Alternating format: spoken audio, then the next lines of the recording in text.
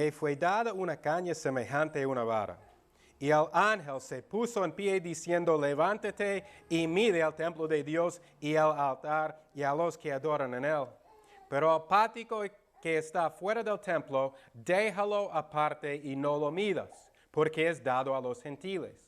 Y ellos oirán la ciudad santa 42 meses, y daré potestad a mis 2 testigos, y ellos profetizarán por 1260 días vestidos de cilicio.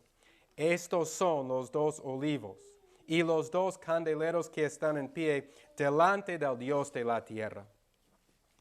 Vivimos en un tiempo bajo el nuevo pacto, en que nosotros servimos como sacerdotes en un templo espiritual, no como los sacerdotes bajo el antiguo pacto, que sirvieron en un templo hecho de manos, ofreciendo animales muertos. Nuestros sacrificios son diferentes. Nuestros sacrificios son vivos. Nuestros sacrificios son espirituales. Y esto describe nuestro trabajo como sacerdotes en el reino espiritual de Dios. Nuestro enfoque aquí, mientras Dios nos da vida, debe ser en servir en una manera espiritual, tal como Jesucristo sirvió cuando Él andaba en el mundo como un siervo. Y como Cristo ofreció su propio cuerpo como un sacrificio, nosotros debemos hacer lo mismo. En Apocalipsis capítulo 11, versículo 1 dice, y me fue dada una caña semejante a una vara. Y el ángel se puso en pie diciendo, levántate y mide el templo de Dios y el altar y a los que adoran en él. El Nuevo Testamento no dice en ningún lado que habrá otro templo hecho de manos en el futuro. Algunos piensan esto por estas palabras, que otra vez van a construir un templo para adorar a Dios. Y no solamente eso, sino para ofrecer sacrificios de animales muertos. Ahora la Biblia dice que Jesucristo es el último sacrificio ofrecido una vez para siempre por nuestros pecados. Si en el futuro alguien hace un templo para sacrificar animales por el pecado, este olor será horrible en la nariz de Dios. El Nuevo Testamento no nos dice que habrá un nuevo templo en el futuro. En el año 70, Dios juzgó a Jerusalén. Dios juzgó al pueblo de Israel. Jesús había venido. Jesús predicó, yo soy el Salvador del mundo. El que cree en mí tiene vida eterna. Pero los judíos le rechazaron. No creyeron sus palabras, más de esto le crucificaron. Entonces Dios juzgó a Israel. Y en el año 70, Dios envió el ejército romano a la ciudad de Jerusalén y los romanos tumbaron el templo y destruyeron la ciudad matando a muchos. Esto era el juicio de Dios sobre su pueblo amado por rechazar al Mesías Jesucristo. Desde ese día no han construido otro templo. Hasta hoy en día, los judíos quienes han rechazado a Jesucristo no tienen un templo para ofrecer sacrificios. Pero algunos, leyendo estos versos, dicen que en el futuro habrá un nuevo templo hecho de manos para ofrecer sacrificios a Dios. Pero la Biblia nos dice que nosotros somos el templo. En 1 Corintios 3:16 la Biblia dice, ¿no sabéis que sois templo de Dios y que el Espíritu de Dios mora en vosotros? Y abre la Biblia a Efesios capítulo 2, versículos 19 a 22. Efesios 2, 19. Y la Biblia dice, así que ya no sois extranjeros ni advenedizos, sino conciudadanos de los santos y de la familia de Dios, edificado sobre el fundamento de los apóstoles y profetas, siendo la principal piedra del ángulo Jesucristo mismo, en quien todo el edificio bien coordinado va creciendo para ser un templo santo en el Señor, en quien también vosotros sois juntamente edificados para morada de Dios en el Espíritu. Aquí la palabra nos dice que nosotros somos el templo. La iglesia de Jesucristo es el templo. Jesucristo es la piedra del ángulo, la piedra más importante en construir una casa. Encima de esta fundación están construidos los apóstoles y los profetas, y nosotros edificados juntamente con ellos. Esto es lo que dice la Biblia. La palabra de Dios dice que la iglesia misma es el templo. Por eso, como hemos visto, semana tras semana en este libro del Apocalipsis, el lenguaje es figurativo. Y el Nuevo Testamento mismo nos dice esto, que el templo no es un templo hecho de manos, es la iglesia. Nosotros somos el templo. Y lo que vamos a leer esta mañana es lenguaje espiritual. Y nosotros tenemos deberes y responsabilidades como siervos, como piedras vivas, como sacerdotes en este templo espiritual. ¿Qué está haciendo Juan en este templo? Juan tiene una caña en su mano. Estas cañas son como metros que nosotros tenemos para medir cosas. Eran más o menos 3 metros. Y Juan tiene esta caña y está midiendo el templo. Esto significa que Dios conoce cada uno de sus hijos. No hay ninguna persona en la iglesia que Dios no conoce.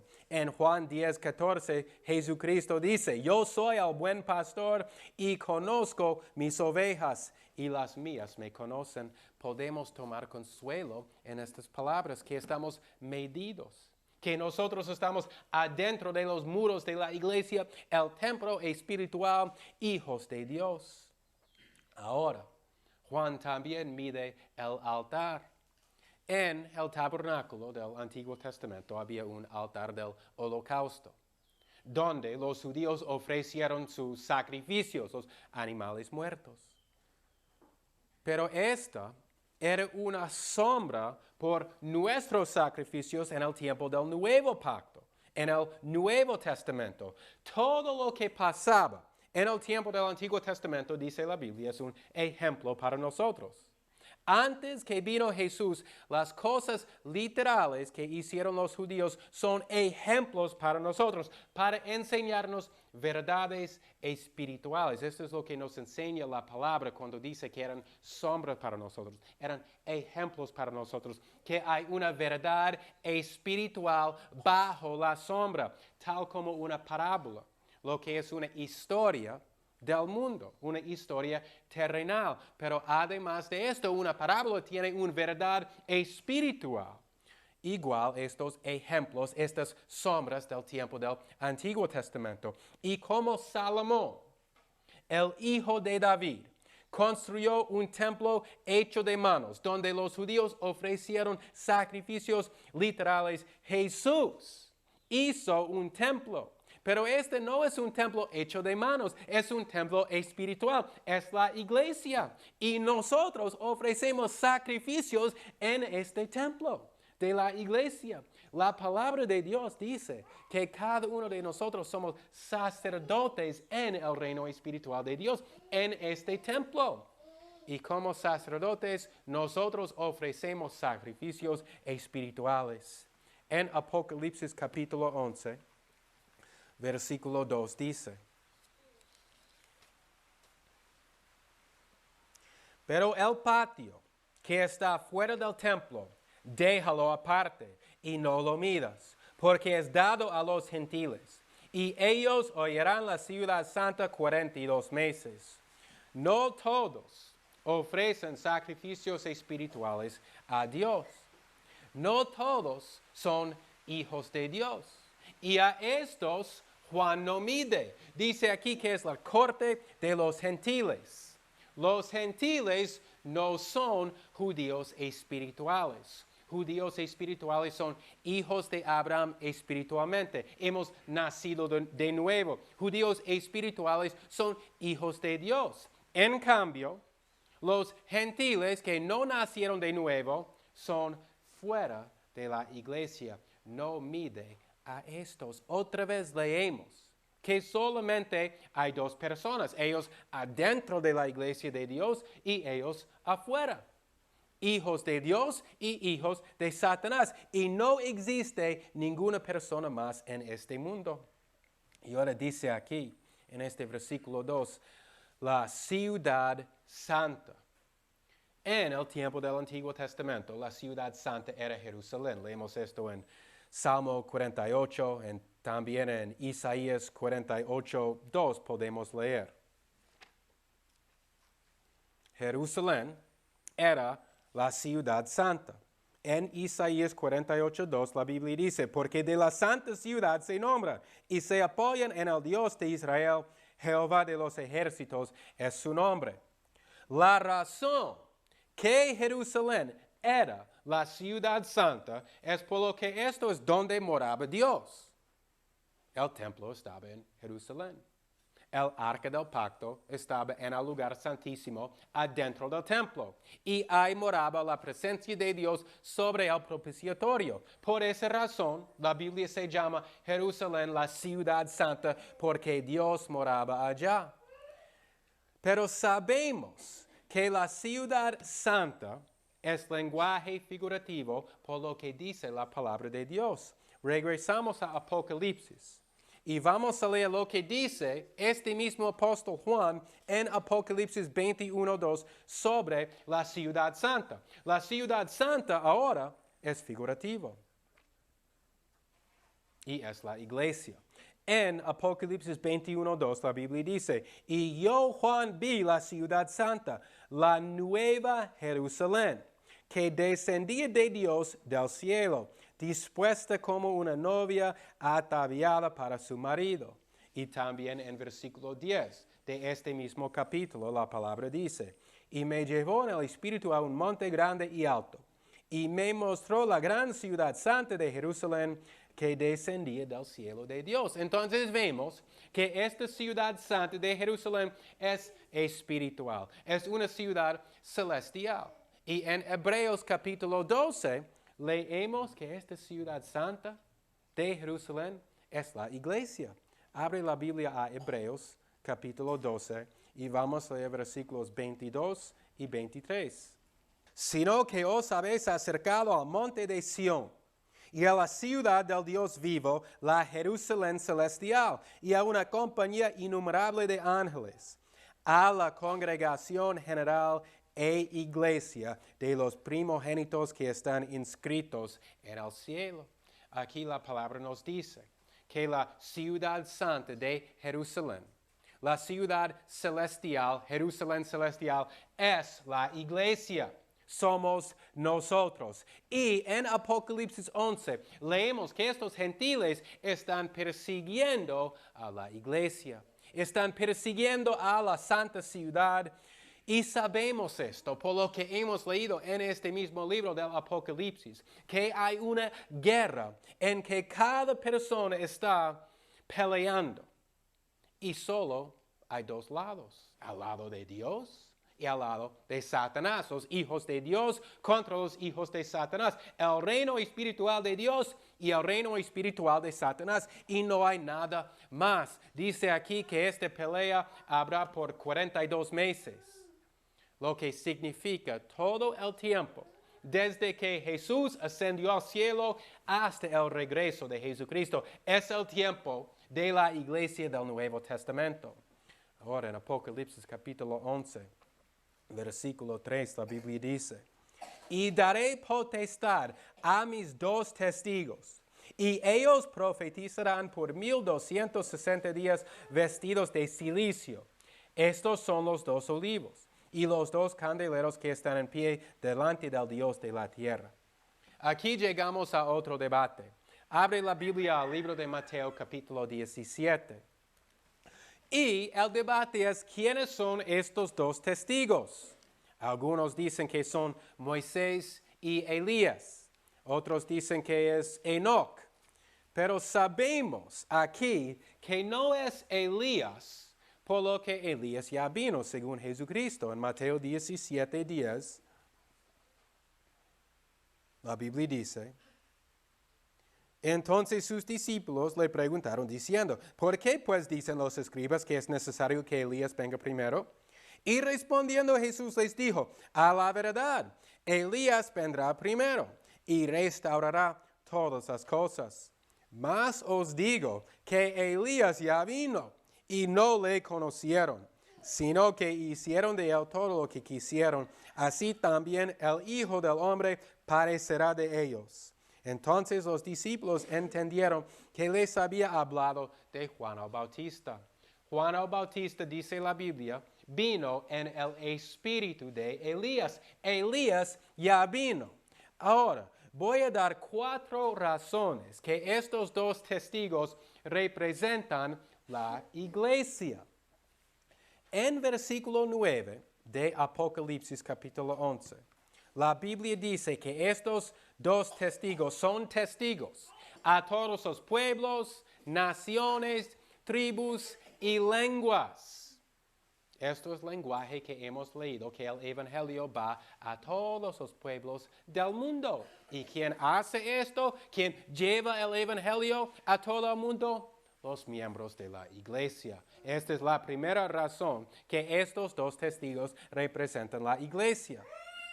Además de esto, son 2 testigos. Y en el tiempo del Antiguo Testamento, era necesario tener 2 o 3 testigos para condenar a una persona por un crimen.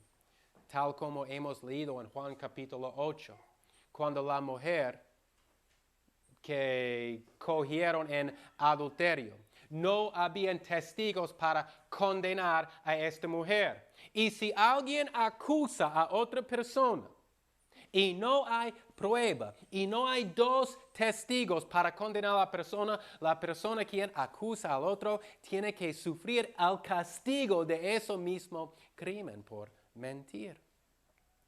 La Biblia dice en Marcos capítulo 6, versículo 7, llamó a los 12 y comenzó a enviarlos de 2 en 2 y les dio potestad sobre los espíritus inmundos. Aquí leemos, esta es la tercera razón que estos 2 testigos representan la iglesia, que Jesús manda los discípulos 2 en 2. Esto es el modelo bíblico para los misioneros, para ir 2 en 2. También leemos en Hechos que ellos van 2 en 2. Tenemos el ejemplo de Pablo y Bernabé y otros. Por eso, estos 2 testigos representan la iglesia. Pero más que esto, abre la Biblia al fin del Antiguo Testamento, al libro de Zacarías. Y vamos a leer capítulo 4. Zacarías 4:1. Porque aquí, en Apocalipsis 11, nos dice que estos 2 testigos son 2 olivos. Entonces, ¿quiénes son 2 olivos? ¿Y por qué dice que son 2 olivos? En Zacarías capítulo 4, vamos a leer versículos 1 a 3 y después vamos a saltar a versículo 11. Y en Zacarías 4:1 la Biblia dice: y volvió el ángel que hablaba conmigo y me despertó como un hombre que es despertado de su sueño. Y me dijo: ¿qué ves? Y respondí: he mirado, y he aquí un candelero todo de oro, con un tazón sobre la parte superior, y sus 7 lámparas encima del candelero, y 7 canales para las lámparas que están encima de él. Y sobre él 2 olivos, uno a la derecha del tazón, y el otro a su izquierda. Proseguí y hablé a aquel ángel que hablaba conmigo, diciendo: ¿qué es esto, mi Señor? Ahora saltamos a versículo 11, lo que dice: hablé más y le dije: ¿qué significan estos 2 olivos a la derecha del candelero y a su izquierda?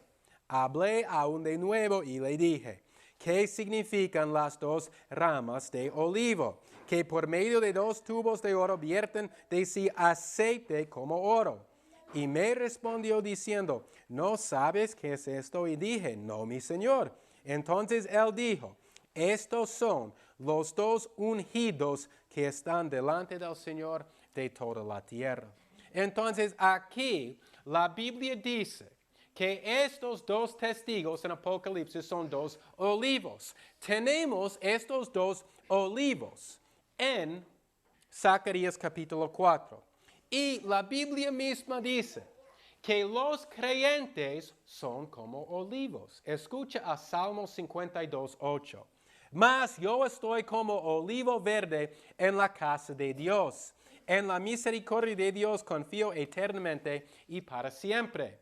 Más que esto, en el libro de Oseas también dice que los creyentes son como olivos. Capítulo 14, verso 6. Se extenderán sus ramas y será su gloria como la del olivo y su fragancia como el Líbano.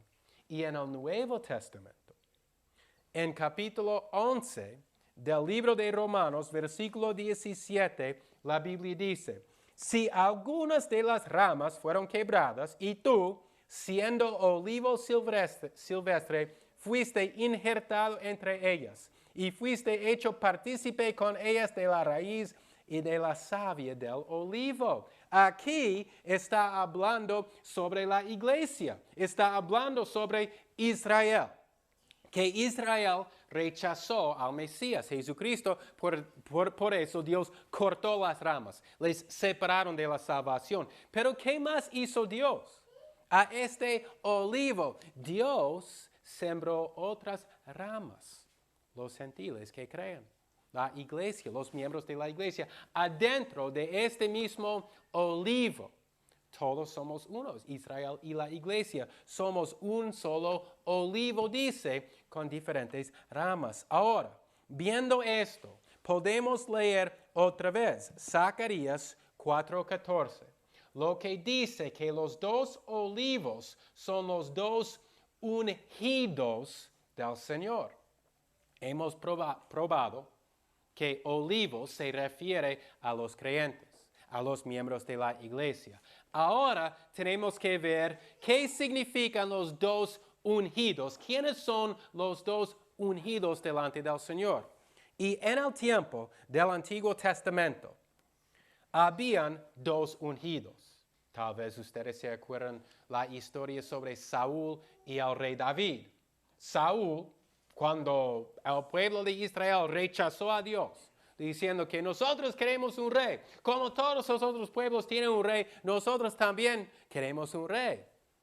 Pero, ¿qué dijo Dios? Pero yo soy tu rey. La gente rechazaba a Dios para escoger un rey ser humano. ¿Y quién más escogieron? No la persona que Dios quería, sino la persona que ellos querían. Este hombre alto, este hombre fuerte, este hombre guapo. Saúl. Escogieron a Saúl. Y Saúl, el rey de Israel, fue ungido con aceite, pero con poco aceite.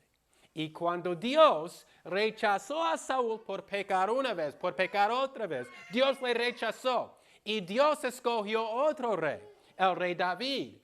Y como leemos en la palabra sobre el rey David, leemos que el rey David fue ungido con un cuerno lleno de aceite. El aceite en el Antiguo Testamento representa el Espíritu Santo. Y leemos que en el tiempo del Antiguo Testamento habían dos ungidos. Estos dos olivos son los dos ungidos delante del Señor. El rey es uno. ¿Quién es el otro? En el tiempo del Antiguo Testamento, el sacerdote también fue ungido. Estos son los dos, el rey y el sacerdote. Pero ¿qué dice la Biblia sobre los miembros de la iglesia? Abre la Biblia al libro de Apocalipsis, capítulo 1, versículo 6. Apocalipsis 1, 6. ¿Quiénes son estos dos olivos delante del Señor? Los dos ungidos. Ya sabemos que nosotros somos olivos, nosotros somos ramas del olivo. Ahora la Biblia dice en Apocalipsis 1, 6, y nos hizo reyes y sacerdotes para Dios y su Padre. A Él sea la gloria y el poder por siempre jamás. Amén. Ahora, leemos nosotros aquí que la Biblia dice que Dios nos hizo reyes, Dios nos hizo sacerdotes. Otra vez vemos estos dos olivos que son los dos ungidos, el rey y sacerdote, somos nosotros. Estos dos testigos que están allá representan la iglesia, son representantes de la iglesia de Cristo. Y la Biblia dice que estos dos van a profetizar por 1260 días, igual a los 42 meses, de lo cual leímos en versículo 2, que los gentiles van a perseguir a la iglesia. Y mientras los hijos de Satanás están persiguiendo a la iglesia, ¿qué está haciendo la iglesia? Predicando. La palabra aquí que ellos son profetas o que ellos van a profetizar, escucha Éxodo 7:1, porque un profeta no es necesario que un profeta tiene que dar una profecía sobre el futuro, sino esta palabra también significa que habla por otro, como los representantes de la iglesia hablan por Dios. Moisés quejaba contra Dios. ¿Quién soy yo? Yo no puedo ir a Faraón para hablar. Yo no hablo bien, Dios, yo hablo mal, yo no puedo ir allá, quejaba contra Dios. Entonces por fin Dios dijo, bueno, Moisés, voy a enviar a Aarón tu hermano contigo y él va a hablar para ti. Y escucha lo que dice Dios sobre Aarón en Éxodo 7:1. Y Jehová dijo a Moisés, mira, yo te he constituido Dios para Faraón, y tu hermano Aarón será tu profeta. O sea, Aarón va a hablar para Moisés. Los dos testigos están aquí, vestidos en silicio. Esto representa lamentación, representa arrepentimiento del pecado.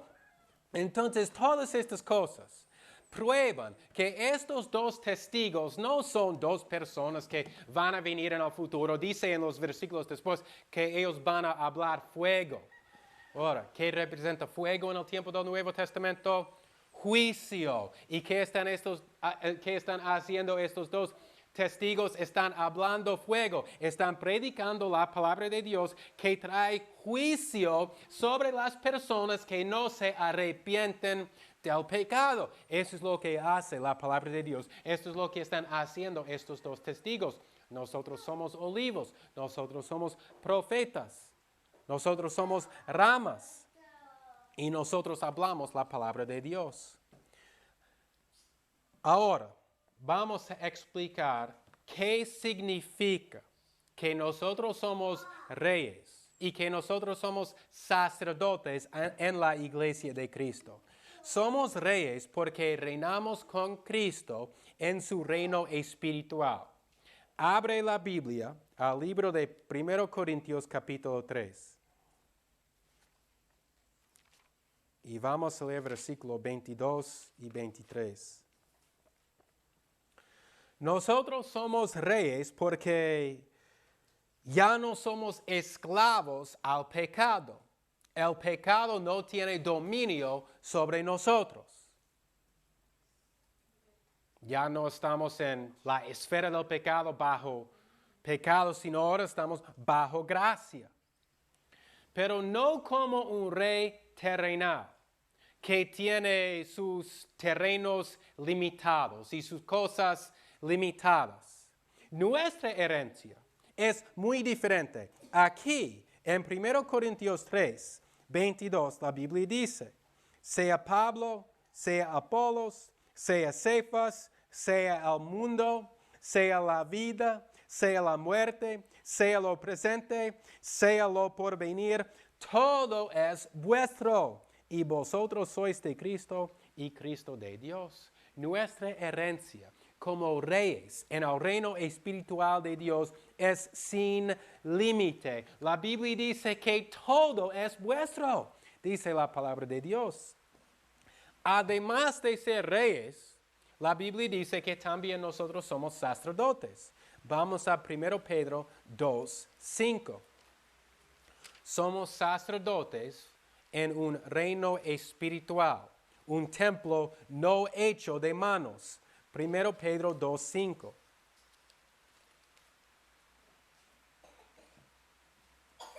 La Biblia dice, vosotros también como piedras vivas, sois edificados como casa espiritual y sacerdocio santo para ofrecer sacrificios espirituales agradables a Dios por Jesucristo. En el templo antiguo de Israel, los sacerdotes ofrecieron sacrificios. Estos sacrificios eran muertos.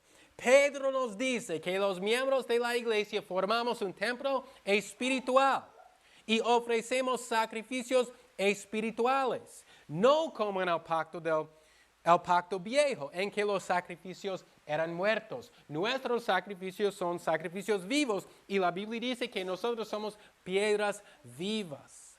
El apóstol está comparando los sacrificios del Antiguo Testamento con los sacrificios del Nuevo Testamento.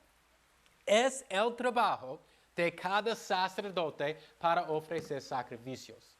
Esto es un trabajo muy importante del sacerdote. Y en el tiempo del Antiguo Testamento, los sacerdotes trajeron sus sacrificios al templo. Nosotros, en cambio, ofrecemos sacrificios espirituales. ¿Cuáles son nuestros sacrificios espirituales? Piensen esto. En el tiempo del Antiguo Testamento, si el sacerdote se levantó, estaba en mal humor, su espíritu estaba decaído, no quería servir a Dios ese día. Si él no se fue al templo, ¿qué habría hecho Dios con él? Sería un pecado bien grave. Pero ¿qué dice la Biblia sobre nosotros? Que nosotros somos sacerdotes. Si nosotros nos levantamos y decimos, ¿sabes qué? Estoy en mal humor este día. Mi espíritu está decaído este día. No voy a leer la palabra. No me voy a arrodillar delante de Dios. No me voy a asistir al culto. ¿Qué dirá Dios? Nosotros tenemos deberes y responsabilidades como miembros de la iglesia. La Biblia dice que nosotros somos sacerdotes. Sacerdotes no tienen la opción para servir a Dios si ellos quieren. Es su trabajo, es su deber, es su responsabilidad. Y si tú eres un sacerdote, no es hoy día no quiero leer la palabra. Hoy día no quiero confesar mi pecado. Hoy día no quiero arrodillarme delante de Dios. Este es un gran pecado. La Biblia nos dice que nosotros somos sacerdotes en el reino espiritual de Dios, en el templo no hecho de manos. Y como sacerdotes de Dios, nosotros tenemos deberes y responsabilidades muy importantes. Piense en lo que hizo Jesucristo para nosotros. La Biblia dice que Jesús es nuestro gran sumo sacerdote. ¿Qué hizo Jesús para nosotros? Jesús vino, Dios, vino a este mundo, tomó un cuerpo verdadero, puso la carne como tenemos nosotros y sufrimos como nosotros sufrimos. Pero más que esto, Jesús entregó su propio cuerpo para nosotros. La corona de espinas penetró su cabeza. Los clavos entraron sus manos y fue suspendido en la cruz donde derramó su sangre y se murió por nosotros. Nuestros sacrificios espirituales incluyen, como dijo Calvino, todos los deberes de la religión. Y escucha lo que dice el apóstol Pablo en Romanos 12:1. Por tanto, os ruego, hermanos, por las misericordias de Dios, que presentéis vuestros cuerpos en sacrificio vivo, santo, agradable a Dios, que es vuestro servicio racional. Presentamos nuestros cuerpos a Dios. Los sacrificios del Antiguo Testamento eran animales muertos. Nosotros, en cambio, entregamos nuestras propias vidas, nuestros cuerpos vivos a Dios con alma y todo, al servicio de Dios. Lo que dice el apóstol es nuestro servicio, nuestro culto racional. Como Cristo entregó su cuerpo por la iglesia, nosotros hacemos lo mismo. Ya no somos de nosotros mismos. Ya no somos de nosotros mismos. Esto es lo que significa la palabra redención, que nosotros somos los redimidos, que Jesús nos redimió, dice la Biblia. significa que Jesús nos compró. Y cuando tú compras algo, tienes que pagar un precio. Para comprarnos, Jesús pagó un precio, su propia vida. Nosotros no pertenecemos a nosotros mismos. Nosotros pertenecemos a Dios, a Cristo. Y como pertenecemos a Él, tenemos deberes y responsabilidades adentro de la iglesia. Él nos ha hecho reyes y sacerdotes. Y un sacerdote tiene deberes. Tenemos que sacrificar nuestra propia vida como Jesús hizo para nosotros. Entonces, esta es la pregunta. ¿Estás haciendo esto? ¿Vives completamente para Dios? ¿O has dicho, esta mañana me siento mal, no voy a leer la palabra? Hoy día no me siento bien, no voy a orar a Dios, voy a hacer otra cosa. Esta mañana no me siento bien, no me voy a la iglesia. Imagínate si un sacerdote dijo esto en el tiempo del Antiguo Testamento. ¿No eres un sacerdote? ¿No tienes el deber de ofrecer sacrificios espirituales a Dios? Esto es tu culto racional, dice el apóstol Pablo, para entregar toda tu vida al servicio de Dios. Y Él no está pidiendo algo que Él mismo no hizo. Jesús mismo hizo esto para nosotros. Dios mismo descendió a la tierra para ofrecer su vida para nosotros, para darnos perdón de pecado, cosas que nosotros no merecemos, pero Él hizo por su amor para con la iglesia. Y esto también es la clave a todo, la manera que hacemos esto. La manera que nosotros ofrecemos nuestros sacrificios espirituales es por el amor. Abre la Biblia al libro de Efesios capítulo 5, 1 y 2.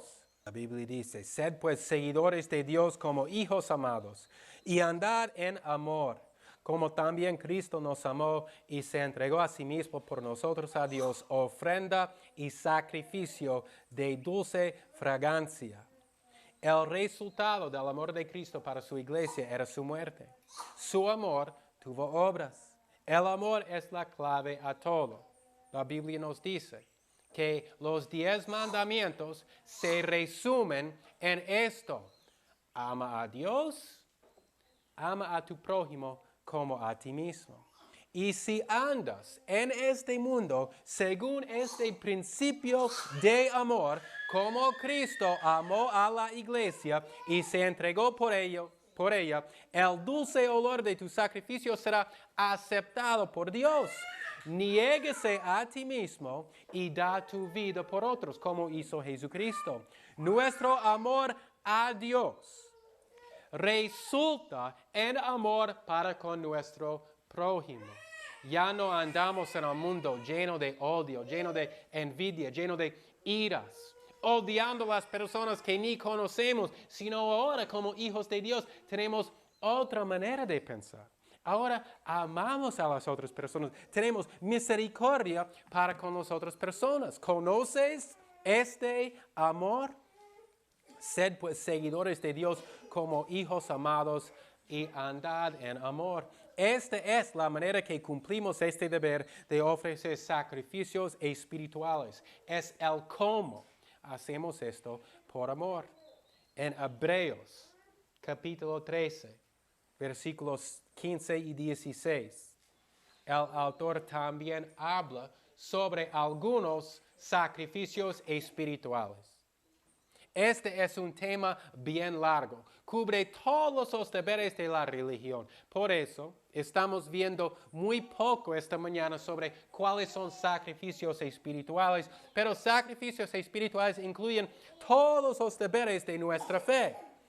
En Hebreos 13:15 la Biblia dice, así que por medio de él ofrezcamos siempre a Dios sacrificio de alabanza, es decir, el fruto de nuestros labios dando gracias a su nombre, y de hacer bien y de la comunicación no os olvidéis, porque de tales sacrificios se agrada Dios. Entonces aquí leemos sobre más sacrificios espirituales. Dice con nuestros labios, dando gracias a Dios. Aquí también tenemos la respuesta, ¿cuándo? Ya sabemos cómo, en amor. Hemos visto algunos ejemplos de cuáles son. Lea la palabra. orar a Dios. Aquí dice dar gracias a Dios con nuestras bocas. Y ahora también leemos ¿cuándo? La palabra dice siempre. Siempre dando alabanza, siempre dando gracias a Dios, el fruto de nuestros labios a Dios. Entonces nosotros andamos en este mundo durante el día dando gracias a Dios por su misericordia para con nosotros. Debemos estar meditando en la bondad de Dios, en su misericordia, en su gracia. Y más aquí también nos dice cuáles son otros sacrificios espirituales. Además de dar gracia con nuestros labios, en versículo 16 dice, y de hacer bien. Es un tema muy general de hacer bien. Pero en vez de hacer mal, podemos hacer bien. En cualquier manera que nosotros somos capaces de ayudar a otros, debemos mostrar misericordia para con otros, porque la gente en este mundo sufre. Y si nosotros podemos aliviar el sufrimiento de ellos, esto es lo que significa de hacer bien. ¿Y cuál es la razón que hacemos esto? Por amor para con ellos, como Jesús nos amó a nosotros. Además de esto dice, y de la comunicación no os olvidéis. Puede ser que aquí está hablando sobre apoyo de dinero en ellos que necesitan. Las viudas, los huérfanos y los pobres entre nosotros. No os olvidéis, dice la Biblia. Las últimas palabras de 1 Pedro 2:5 son sacrificios espirituales agradables a Dios por Jesucristo. Nuestros sacrificios son imperfectos, no son aceptados de Dios por nuestro mérito o el mérito de los sacrificios. Pero aquí nos dice la razón que Dios acepte nuestros sacrificios, que Dios reconoce nuestros sacrificios. ¿Y qué es? Por Jesucristo, dice la Biblia. Por Jesús, Dios reconoce nuestros esfuerzos. Mientras están manchados con pecado, mientras son imperfectos, Dios los reconoce. ¿Por qué? Por Jesús. Esta es la clave a todo. Ofrecemos estos sacrificios espirituales porque Jesús nos amó, entregó su cuerpo por nosotros y por eso nosotros tenemos amor a Dios y amor a nuestros prójimos. Y Dios acepta estos sacrificios por lo que Jesús es, nuestro gran sumo sacerdote, intercediendo por nosotros a la diestra de Dios, llevando nuestros sacrificios al Padre, llevando nuestras oraciones a Él. Y ellos son un aroma agradable a Dios. ¿Cómo andas sacrificando a tu propio cuerpo? Negando a ti mismo para vivir por otros. Esto es un sacrificio espiritual muy difícil, porque nosotros creemos lo mejor para nosotros, pero Cristo dijo, si alguien no niegue a sí mismo, no puede venir tras mí. Y además de eso, dijo, niéguese a ti mismo, pero además de eso, dijo, tome tu cruz. ¿Cuál era la cruz de Cristo? Era la muerte. Esto es el llamamiento que nosotros tenemos como sacerdotes en el templo espiritual de Dios. Niéguese a sí mismo y tome su cruz para seguir a Jesucristo. Pero esto para nosotros es algo que los otros fuera de la iglesia no pueden hacer. Entonces, cuando nosotros ofrecemos estos sacrificios a Dios, nuestros sacrificios espirituales, la Biblia dice que los otros van a ver nuestro amor y van a glorificar a Dios en el cielo. Esta es la manera en el primer siglo que muchos fuera de la iglesia hablaban sobre los miembros de la iglesia. Ellos dijeron, podemos leer los libros de la historia, mira cómo ellos aman. La gente fuera de la iglesia pueden decir eso sobre nosotros. Mira cómo ellos aman. Debemos amar en la misma manera que Jesucristo nos amó y se murió por nosotros. Gloríate en que tú puedes ofrecer sacrificios al único Dios, el Dios vivo, y Él acepta tu sacrificio por Jesucristo. A Dios sea la gloria.